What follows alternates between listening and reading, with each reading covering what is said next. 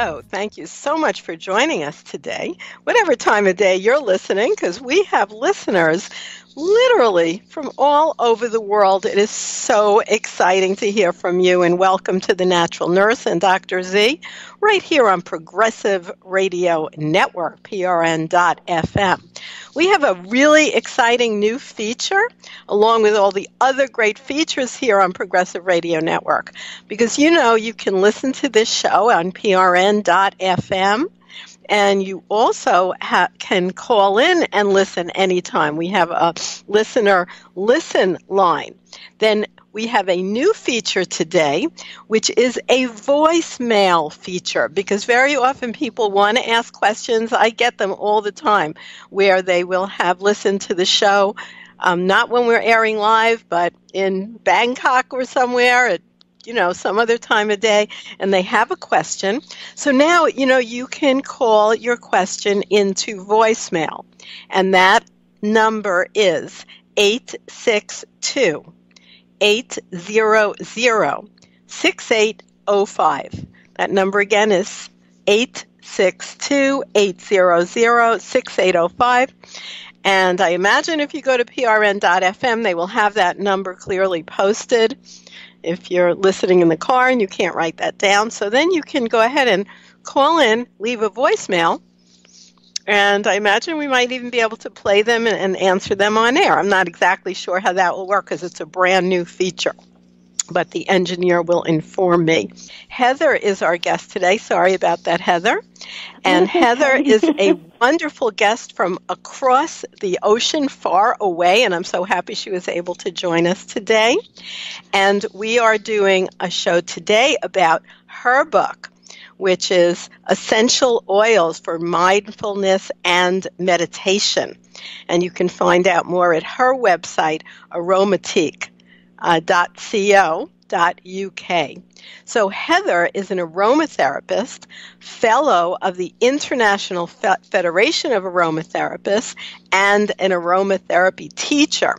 She has published a number of articles and research papers exploring the benefits of essential oils and also how they can be applied in the management of ADHD. So thank you so much for joining us today, Heather. You're very welcome. It's my pleasure. Oh, that's great. So I had mentioned the other guests because, we do 4 radio shows a day, so sorry about that. No, and you have actually been a guest on our other shows as well, so we're so happy you're able to join us today on The Natural Nurse and Dr. Z. Now, what made you, going back in time, get interested in aromatherapy? Okay, it was many years ago, or to me, many years ago, in the early 70s, when I first learnt to meditate and became involved with a lot of other people who were very interested in complementary medicine. And as part of that process, I met some very interesting people, one of whom was Robert Tisserand, who was just beginning to set up business in those early days, and he introduced me to essential oils. His wife Maggie also introduced me to homeopathy, and other people introduced me to other complementary therapies. But I was very, very much intrigued with essential oils. They seemed to sit with my personality, so that they sort of expressed something for me. So I decided to focus on that. So Robert introduced me to the principles and practices of using essential oils, and I've developed that interest ever since. Okay, that's a good going back in time. When you say the 70s, that is a long time ago, Heather. Yes, I know. I'm right there with you. I started studying holistic medicine in 1964, and I became a nurse in 1973. So that's when I started putting together The Natural Nurse, doing holistic interventions, teaching people about how they can use things like aromatherapy and herbal medicine for their own family or professionally. So it does go back a ways. It definitely does. And it means that you have maintained this interest and focus for decades. Yes, I think it's sort of once once you delve into it and you see the sense of it, it's sort of like once you know, you can't unknow. And so I've integrated it into my life ever since, really, bringing my children up, and then focusing on adapting it as a career, so that now I'm an aromatherapist. I've been an aromatherapist for very many years. But I also did a degree in complementary medicine, so I've studied the whole spectrum because they're all very much integrated. And I think when you understand that and you look at them all, and then you come back to your specific modality, you can then integrate that and have a deeper understanding of what's going on energetically and sort of looking at the chemistry of essential oils, etc. So yes, I've maintained it through my life, through the ups and downs. So, that's interesting because you brought up your own children. And, of course, I imagine they may be adults at this point. They certainly are. Yes, I'm a grandmother. I've got 12 grandchildren. 12 grandchildren? You have me beat. I have 2 grandchildren. But nonetheless, as a parent, we certainly may have young parents listening in as well as grandmothers. Yes. So you were able to use aromatherapy as part of your life and as part of your care principles for your own family. That's the important thing. That really is a very good place to start. Yes, and as I said, it was an integration of understanding complementary medicine as a whole and understanding diet and nutrition, etc., and everything else. And so as a parent, being aware of that, I looked at the foods that I would give to my children and looked at the nutrient value and the organic value, and that formed the basis of their health. And then from that, I would use essential oils in different ways, but as an antiseptics or antivirals. And I've also used homeopathy for the children. I remember my son had terrible tonsillitis when he was young, and so I've used various methods and integrated all of those things with my children, and it avoids things developing into more chronic conditions. So you're able to address things as they arise and work naturally with them and look at it holistically. And I think that's been a very valuable tool as a parent, but as an individual as well, to carry through with me in my toolbox. That's so true. I'm thinking of a time when my son, who's now 43 years old, so it was a while ago, and he had tonsillitis. He was very little, very young child, and one of the things I used, because I dowsed for it, maybe some of our listeners understand dowsers, maybe some don't, but what we did was we used a homeopathic remedy that actually made his tonsils open up. It was amazing to watch. And basically, white pellets and white liquid, like pussy substance, came pouring out to where he was just coughing it up. And then I had him gargle with salt water. And you could watch those tonsils just go down. The infection cleared up, and of course we were integrating other herbal remedies as well. But the doctor was saying he had to have tonsillectomy, and he didn't. Yes, this is the case. This is the thing that happens, isn't it? And I think with complementary medicine, it brings things to the fore. So it's not just dealing with the symptoms; it's dealing with the cause. And so you're going to the root of the problem. And so something like that, it becomes acute, and it sort of almost literally bursts, doesn't it? And then it sort of comes out of the system. And sometimes, complementary medicines will trigger that response. And it can seem as if it's getting worse, but actually it's bringing it to the foreground and making it disperse and get better. So yes, you're so right about that. Like, let's say a homeopathic sort of one that's coming to mind that I also used on my children and really thousands of patients is something called belladonna. And belladonna is, of course, you would think of it as being poisonous, but in homeopathic form, you can use small amounts, and what you use it for is what it causes. Like if somebody got poisoned by it, you get very hot and red and agitated.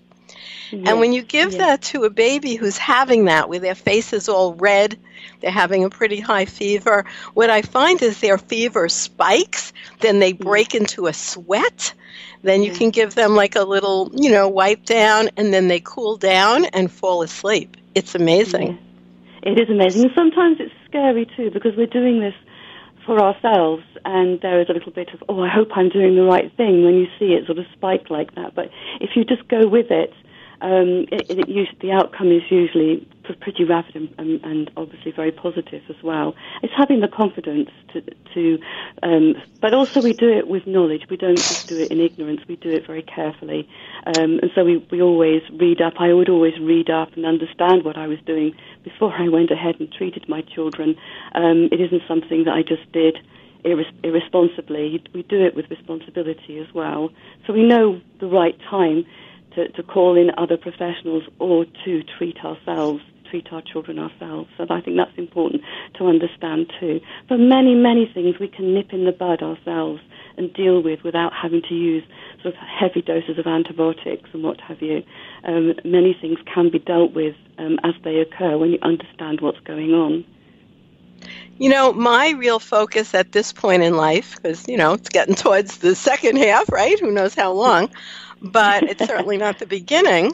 The thing is, I really have a commitment at this point in time to take this well-tested, evidence-based knowledge, which allows us to help people in the most cost-effective way, the safest way, and with the best outcome, along with a very low incidence of adverse effects, and it should be standard of practice. It should be what you get from your doctor. Absolutely, I completely agree. Unfortunately, our medical profession is very, very orientated around the pharmaceutical industry, and so when you go for your 5-minute or 10-minute appointment, certainly here in the UK, it's the prescription pad comes out, and it's usually a biomedicine that you're given, and very rarely are you offered a herbal remedy or even counselling or something else that might help without using medication as an intervention. There are so many other ways to offer support that are, as you say, are really cost-effective. The problem is they are time-consuming, and in a world where everything is costed, time is costed as well, and so sometimes it isn't always seen as being appropriate because of the cost effectiveness, the time it takes. But time is a healer, and spending time and attention on something and focusing on it properly and appropriately, and then creating a remedy, an appropriate remedy, and that can be one of many. It doesn't have to be the biomedicine. You would choose from your own holistic pharmacopoeia what would be most appropriate for that person, that incident at that time.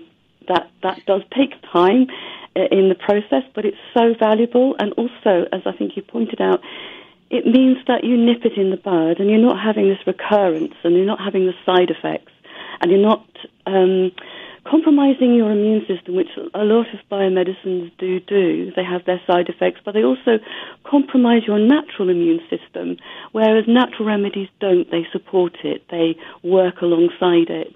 And I think it's quite frustrating that we don't have this approach in mainstream. I'm sure we're going to get there at some point, because I don't think we have a choice. But I do believe that it's a much better way of working. Right. And, all those pharmaceuticals and surgery are absolutely fantastic, life-saving, when used appropriately. No one's saying to erase them from the earth. I actually think they're part of God's plan as well, because they exist here. It's just the, let's say, the priority of when to use them that needs to be addressed. I absolutely agree, and this is the degree that I taught on was called integrative therapy in practice, and that word integration, and I think is very significant, and it's about having, again, we'll use the word holistic, but having a holistic healthcare system so that we have a spectrum of modalities that we can call on to support somebody's health and well-being. And yes, definitely there are times when medical intervention in terms of surgery or maybe a very strong antibiotic if somebody's got pneumonia. There are times when it's so invaluable. There's amazing stuff that's done, particularly with plastic surgery and just so much amazing stuff. But it's not the only way, and I think that the issue for me is perhaps, and this is my opinion, I'm not going to say it's sort of anyone else's but mine, but maybe the pharmaceuticals that we use, we could use alternatives very often without the harsh side effects and other consequences. But definitely it needs to be holistic and integrated and balanced. So I'm very surprised, Heather, and I just want to reintroduce you here. We're speaking to Heather Dawn Godfrey, and her website is aromantique.co.uk, or you can just Google her name, Heather Godfrey. And we're talking about her new book, although she's written quite a bit. And this book is Essential Oils for Mindfulness and Meditation. Now, one thing that I'm surprised about in our discussion so far, I thought in the UK, homeopathy was much more well recognized, and I know the royal family actually applies homeopathics and has for centuries. Yes, that's true. I think it's gone through phases. There's been a phase in sort of the recent past where complementary medicine was again frowned upon. We go through kind of waves of it being acceptable, and then there's a sort of surge or a backlash, and it becomes not sort of undervalued. And we are going through another phase now where homeopathy is being proven to work, and there's a lot of evidence to suggest that it is very effective, and even the NHS are now acknowledging that, which is wonderful. I mean, acupuncture is also accepted in certain areas within the NHS. So yes, there is a surge again, and a lot of it's about cost and time again. Yeah, cost, that's right, because when they have socialized medicine, they're even more interested in cost, because it's not like there's this giant industry making money off of more expensive healthcare. Or costing the healthcare industry so much, the health profession, spending billions on drugs and pharmaceuticals that aren't always available for everybody. So as the budget is being squeezed, and I'm sure this is going on everywhere, not just in the UK, the medical profession are looking for other means of treating people that are cost effective, but also very effective as well, so that it enables them to carry on doing what they professionally need to do, and that is to take care of the population's health. Yes, that's true. So, therefore, like you said, the integrative model is certainly the one that works best in terms of cost, in terms of effect, in terms of low side effects. So it's so exciting that, you can be part of that conversation. Yes, I feel like it's taken a very, very long time, and you must feel the same too, because you've been doing it even longer than I have. And it does feel that we've reached a sort of a peak or a pinnacle where there is a greater, wider acceptance of many things, including meditation, mindfulness, and complementary medicine. It's become very, very much more mainstream and not just alternative. When I first learnt about complementary medicine and essential oils and aromatherapy, it was considered very fringe, very alternative. And now we use terms like integrated and complementary, which demonstrates that it's being acknowledged and accepted much more widely now, which is very exciting. We've waited a long time. That's so true. That whole evolving process is very, very interesting to watch. That is really, really true. So, since you brought up mindfulness, and your book is about essential oils for mindfulness and meditation, what is mindfulness? That word has definitely taken off in recent years. It has. It's become very, very vogue. And in a way, it almost sounds like a contradiction, because the term mindfulness, when we're trying to still our mind and have a little less of it, I suppose, to find that peace within ourselves. But it's sort of steeped within Buddhist philosophy, although it's not religious, it's not practiced as a religious concept now. It's put forward as a sort of a non-religious therapeutic process. I mean, it's focusing on, as all meditation practices do. It starts off by focusing on very basic, very simple things like breathing, which are intrinsic to life, and it's about drawing us into the moment, bringing our consciousness and our awareness into the here and now. So using the breath or another technique or whatever to bring us to still our mind. Our minds never stop chattering. It's about toning the chatter down so that you can be aware of another part of yourself, if you want, your observer part, your soul part, or whatever you want to call it, acknowledging and being here and now, and finding peace within that. And sort of like, I guess, looking through that lens rather than listening to the chatter, incessant chatter that will take us into the past, into the future, and takes us away from the moment.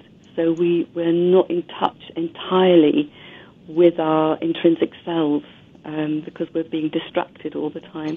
So the point of meditation is simply to bring us back to our essential self in the moment. And, that word mindfulness, I think, has been an amazingly wonderful breakthrough because really it's talking about all these things, about quieting, bringing ourselves into the present, but in, as you say, a very non-religious implication. And by the way, I have to give you a shout out because your book, Essential Oils for Mindfulness and Meditation, Relax, Replenish, Rejuvenate, who does not want to do that for our new year, is the best-selling recent release of Inner Traditions 2019. I know, that's amazing. I don't know. Oh, it's amazing. It's wonderful. I really, that's kudos to you because they put out a lot of books. Inner Traditions is a major publisher. Yes, I'm beginning to realize, obviously, I'm here in the UK, and the reason I chose Inner Traditions was because they do books in my field, and they seem to be, they have the great expertise. So I feel very honored, actually, that firstly that they took my book, and that it seems to be doing so well. It's pretty amazing, and it's a lot down to their hard work as well. They're a very, very good team to work with. I have to give them a shout-out, too. Well, I think that's something you certainly can be proud of. And we're going to take a little break here, right here on The Natural Nurse and Dr. Z. And then we come back. Let's talk about some of the excellent ways to use aromatherapy oils to bring up our sense of peace and relaxation as you talk about in your book. We'll be right back with more right here on The Natural Nurse and Dr. Z. On this edition of the Natural Medicine Chest, we'll discuss the essential oil taken from the Australian tea tree.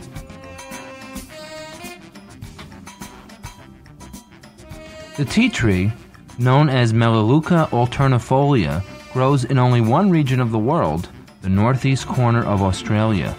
It is a full-size tree of the myrtle family, whose oil has powerful abilities to clean and help heal wounds and skin ailments such as cuts, burns, and rashes. In 1770, the infamous Captain Cook was a lieutenant in the British Royal Navy when his ship landed in Australia.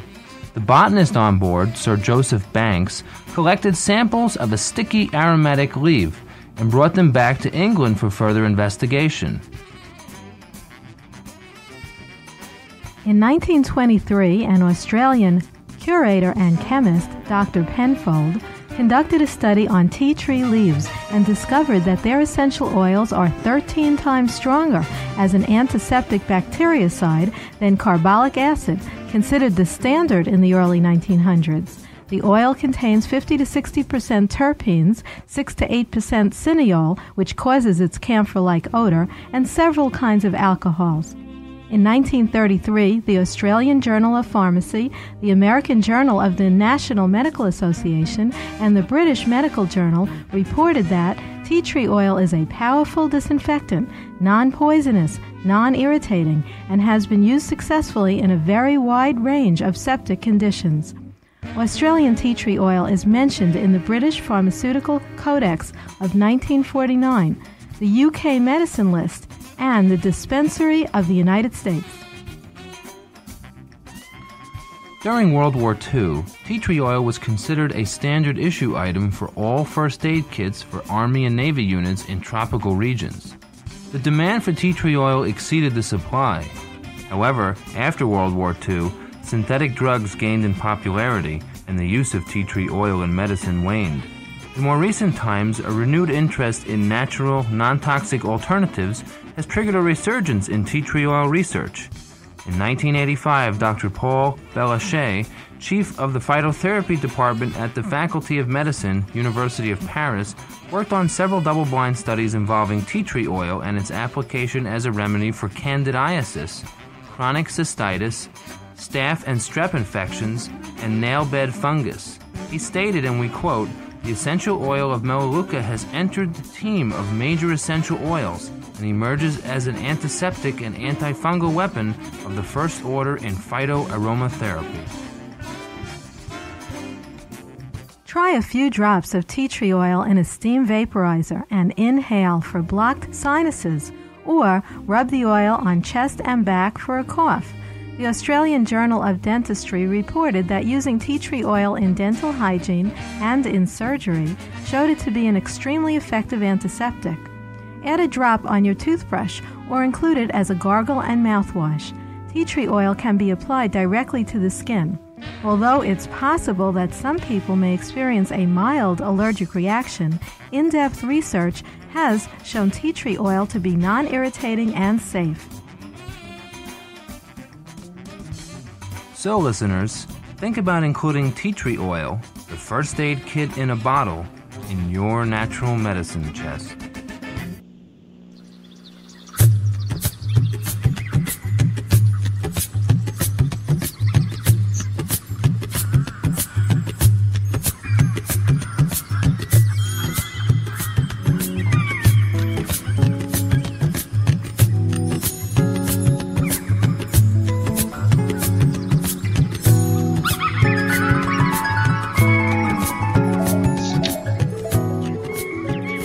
And welcome back to more right here on The Natural Nurse and Dr. Z. Thank you so much for joining us today.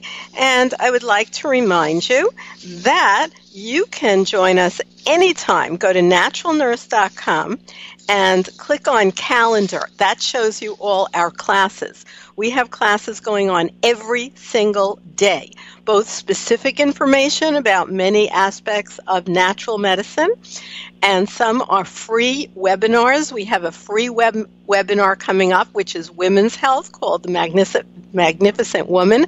If you click on that, it's 100% free, but you need to sign up soon because that's starting January 12th.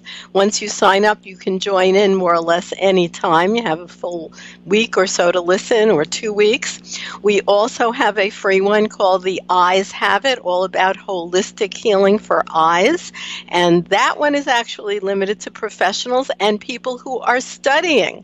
So if you choose to study herbal medicine, we have a lot of CE credits. That means if you are a professional, such as a nurse, midwife, registered dietitian, acupuncturist, or massage therapist, we have courses where you can gain CE credits. Also, those classes are open to anyone, so even if you don't need CE credits, you still can take the classes. We also have certification programs available, such as the Natural Nurse Herbal Certificate Program. And we also mentor people who are serious and want to become professional herbalists. I am a mentor with the American Herbalist Guild and get you through that entire process to become a registered herbalist. And so you can start somewhere, start with just taking a course in, let's say, the Natural Nurse Herbal Certification, and then as you go deeper, work towards your registered herbalist certification. That is recognized as a registered herbalist. Very big deal.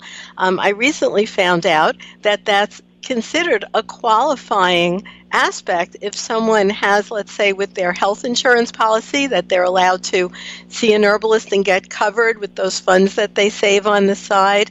That if somebody is a registered herbalist, they are considered a professional herbalist. So it's becoming more and more well recognized. If you want to learn anything, just let's say how to take care of your children, like we're talking about today, with aromatherapy, or just for something simple like a cold and flu, you can take an entire class on that. And of course, we also have personal consultations where we delve deeply into your own health challenges and how you can deal with them on your own through natural remedies and, of course, in coordination with your physician. So today we're so happy to have as our guest Heather Dawn Godfrey. And Heather, we're talking about her book, Essential Oils for Mindfulness and Meditation. So thank you so much for joining us today, Heather. You're welcome. I'm enjoying it. Now, you also have a lot about ADHD as well, but let's focus for now on mindfulness, because that's the name of this particular book. And you have so many specific things. People can get the book, which, by the way, is the 2019 bestseller from InnoVision on this kind of topic. Amazing. Okay, so let's go into some specifics. Like, here's a word perhaps people have not heard. What do you mean by gem essential oils? Oh, yes, this is a term that I coined for the oils that I hone in on, a group of essential oils. So when I was originally writing the book, I was writing it for those who are interested in the subject, so essential oils and meditation, and for those people who want to learn more, so students and those who are studying. So I derived a group of essential oils that would work very well together, but that was safe, and that would create a really good foundation on which to build, to learn from, and to develop. And most of these oils in this group of 15 are ancient oils. So we've got spikenard, frankincense, for example, cypress. I mean, these oils have been used historically through the ages, and they've been associated with prayer, meditation, rites, rituals, for their hedonistic effects, as well as their antiseptic and antiviral influence as well. So this is gem oils is a coined term, or serenity oils, for these 15 starting oils that I focus on in the book, as a platform to develop understanding of essential oils and their abilities.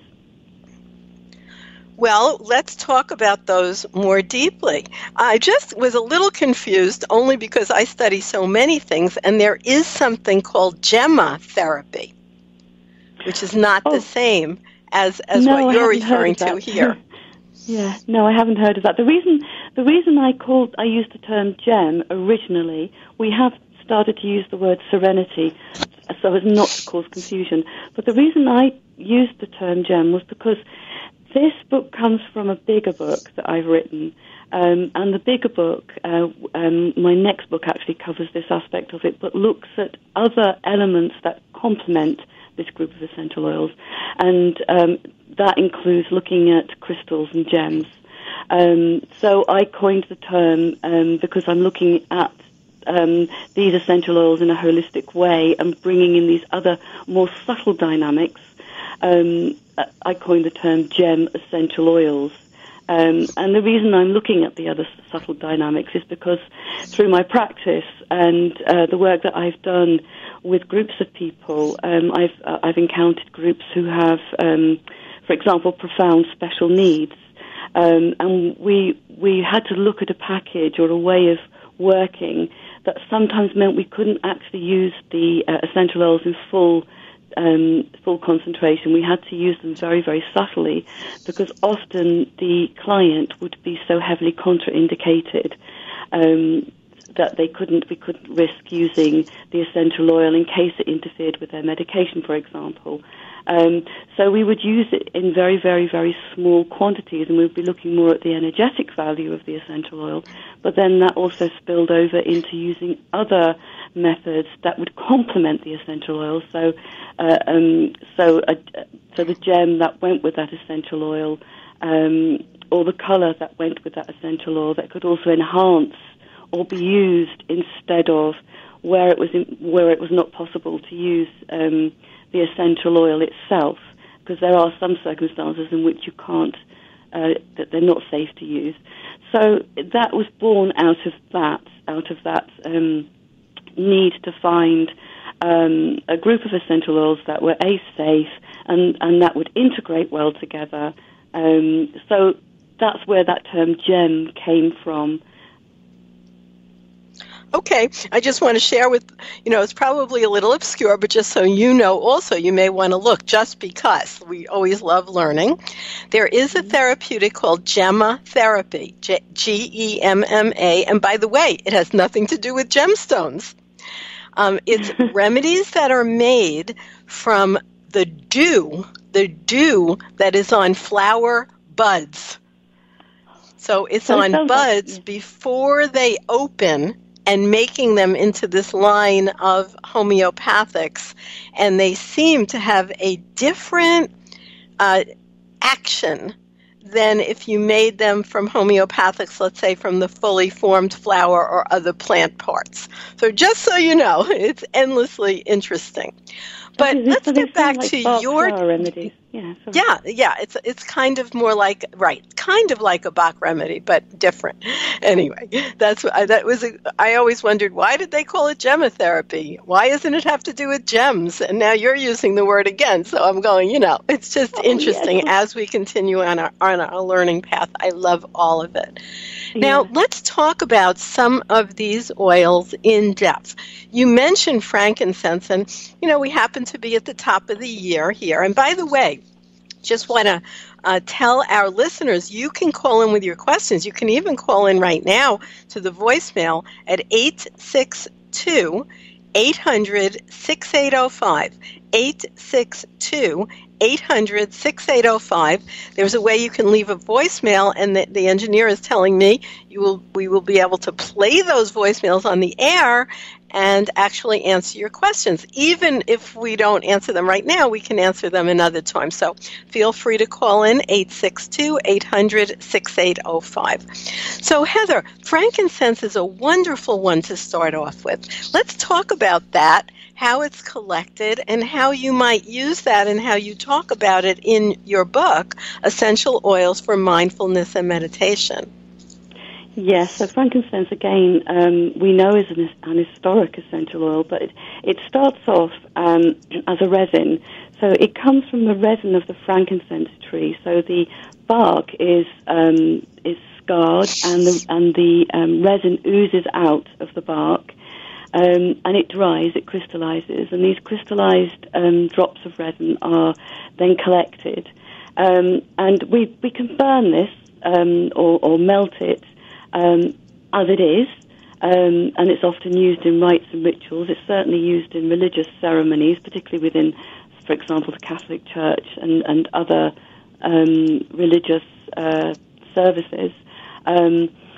Or it can be... I just want to bring this up. Yes, Catholic, and yes, Havdalah, which is the Hebrew ritual at the end of Shabbat, which is a festival every single week. Yes. And I think the reason that frankincense is used in this way is because of its qualities, because it has this wonderful quality to slow the breathing, to deepen the breathing, to create calmness, and that sort of instigates a sense of inner peace and a sense of inner stillness, and a sense of that, I guess I use the word spiritual with a small s, but a sense of one's spirituality. And so frankincense is very often used in rites and rituals and spiritual ceremonies for this reason, because it works very well in terms of instigating or instilling this sense of peace and calm. And prayer, it's used to sort of accompany prayer and what have you as well, and meditation. But the resin can be distilled to create an essential oil.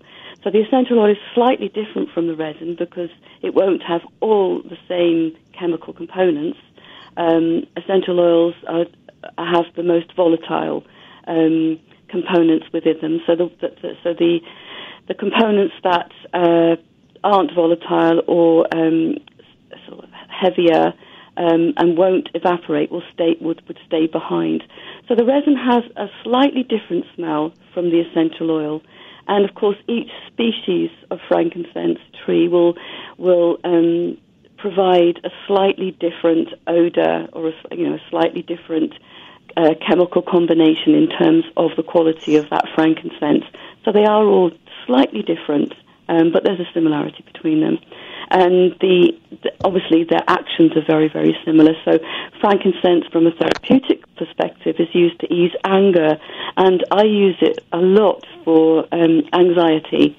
I see quite a few clients who suffer from anxiety, and it's an absolutely wonderful oil for calming, for every time, and it goes with every time I've treated somebody, particularly when I'm massaging, and I use frankincense.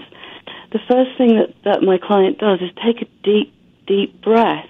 Every time is a deep sigh, and I don't tell them that this is a consequence of the frankincense, but it never ceases to amaze me that it has this profound physiological effect that it does. It deepens the breathing. So you take a sigh of relief or a sigh of release.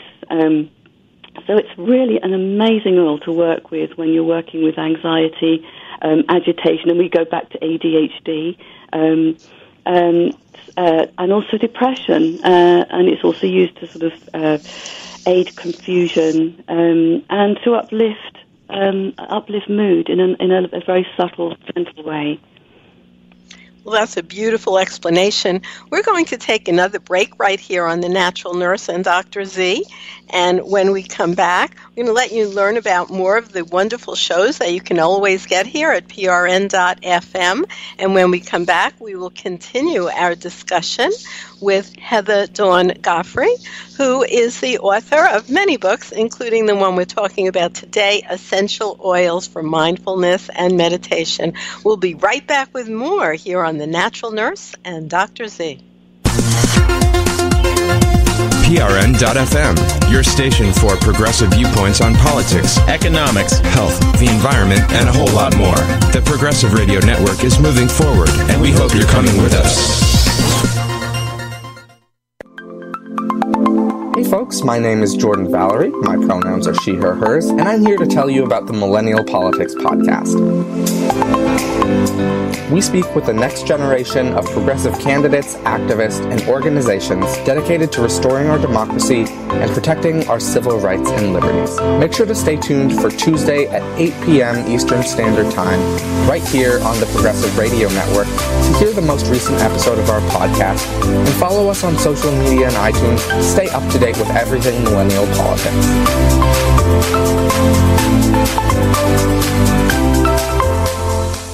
Hi, this is John Lobel. You can hear my show Visionaries at 10 a.m. on Mondays on PRN. And guess what? PRN now has its own app. So you've always been able to listen to our shows by going to your web browser and putting in prn.fm, and then you can listen to the current show that's on air. But you can now download onto your smartphone, Android and iPhone, our PRN browser. Search for it in your app store, and you can listen live to whatever's on at the moment. So download now our prn.fm app.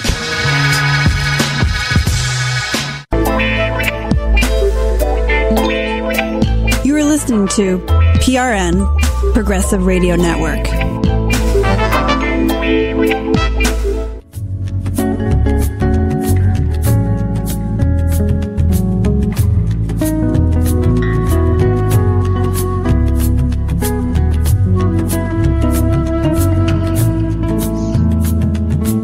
Welcome back to more right here on The Natural Nurse and Dr. Z. Thank you so much for joining us. We'd love to hear from you. Also, get in touch at naturalnurse.com. Check out calendar, and you can come in person. And I love when listeners come in person. They show up at herb walks, they show up at lectures, and they show up online and then tell us that, in fact, you heard about it on naturalnurse.com. And, of course, you can always share any of those things, and also at Facebook, The Natural Nurse. Today we have as our guest Heather Dawn Godfrey. Her website is aromantique.co.uk, a beautiful website with lots of information. And we're talking about her new book, Essential Oils for Mindfulness and Meditation. And thank you for sharing all that wonderful explanation about frankincense, Heather. We still have time to do at least one more or maybe two more specific oils. So why don't you choose the next one of your gems? Wow. I'm going to choose rose. It's a very, very expensive oil, I will admit that. If you can't afford rose, then rose geranium has a similar effect. But it's a very exotic, it's called the mother of essential oils, and it's very beautiful. It's very sedative. It has so, as with frankincense, as with them all, they have multi-qualities. So it works not only hedonistically and emotionally, psycho-emotionally, but it also is a wonderful skin healing and nurturing essential oil. It's good for low mood, fear, anxiety, paranoia, etc. So it works very well in terms of calming the mood and giving a sense of feeling safe. And if you want mothered, I like that word, the mother of essential oils, and which I think is important. Yeah, and it smells so beautiful. It's so deeply floral as well. And it works for men and for women. Just because it's floral, it doesn't mean to say that it's just for women. It works with the hormones. And both of these oils, frankincense and rose, work well for grief and bereavement. So, yes, they are wonderful oils. Yes. That's great. You know, the rose is also certainly well recognized for love, for spirituality. Everyone knows we use it on Valentine's Day here in the U.S. Absolutely. I'm not sure if you guys have that. But very interesting that in my book, Cycles of Life, I have a recipe for making rosary beads from rose petals that anyone can actually do on their own. And that is where they got the name rosary beads, because they were originally made from rose petals by the nuns. Why? Because of this link to spirituality. Yeah, that's so amazing. How lovely. That is so beautiful, yes. Nature provides so much for us. It's an abundant source, a natural source.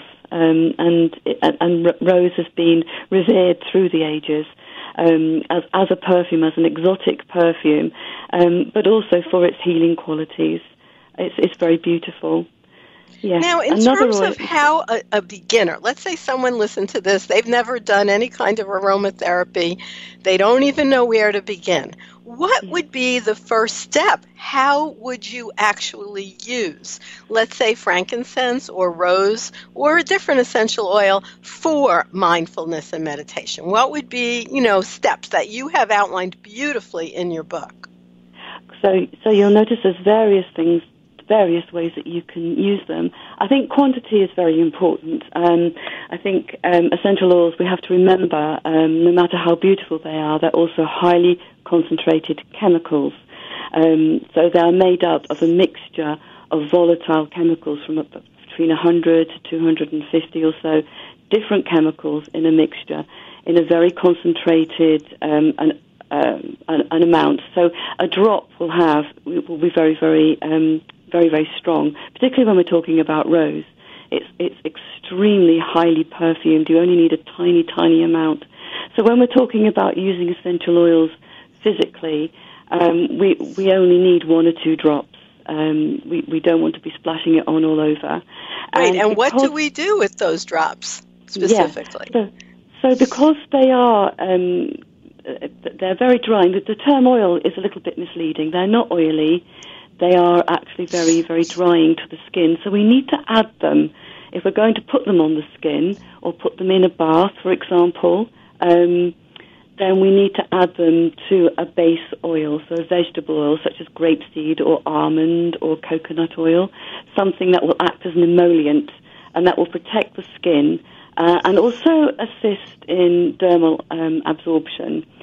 In the bath, because when we have a bath, our skin gets very hot, water is very drying. So if you just add the drops of essential oils without putting them in an emollient, you risk causing irritation to the skin, because the skin will get very, very dry, and the heat.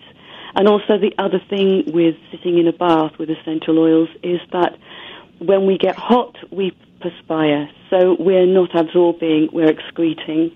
So the way that you would generally get a benefit from the essential oil really is through the steam.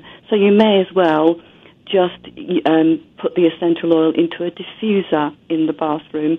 And diffusers can come as, or we've seen candle-lit diffusers that have a candle that light at the bottom with a basin at the top in which you put water and then drop 2 or 3 drops of essential oil, and that will diffuse into the atmosphere. So you can place that next to you for perhaps while you meditate, or while you're working, or while you're relaxing in the evening. Close the doors, close the windows to hold the vapors so that you get maximum benefit. Other ways, there are electric diffusers as well, so that you put them on a pad and there's a fan underneath, and that diffuses the essential oil into the atmosphere. I'm just trying to think of all the different ways. Well, that's, those are good. So in other words, you're not saying to take these internally, and you're saying you don't even need to necessarily put them on your body. There are diffusers. One that I love to recommend, in case people don't have a fancy diffuser yet, they can always get one, and there are many that are very inexpensive. But meanwhile, you don't have to wait. What I have done is actually have people put the oil just on a little piece of cotton and then rub it on a light bulb. Just rub the oil itself on a light bulb. Yes, you can do that. I think the slower that the oil evaporates, so if it's too intensely hot, it's going to burn the essential oil very quickly. But if you have a gentle heat works. So you can put drops on tissues. I put drops on tissues and put them onto a radiator, for example, which is warm, so that then it exudes nice and gently. So on cotton wool buds.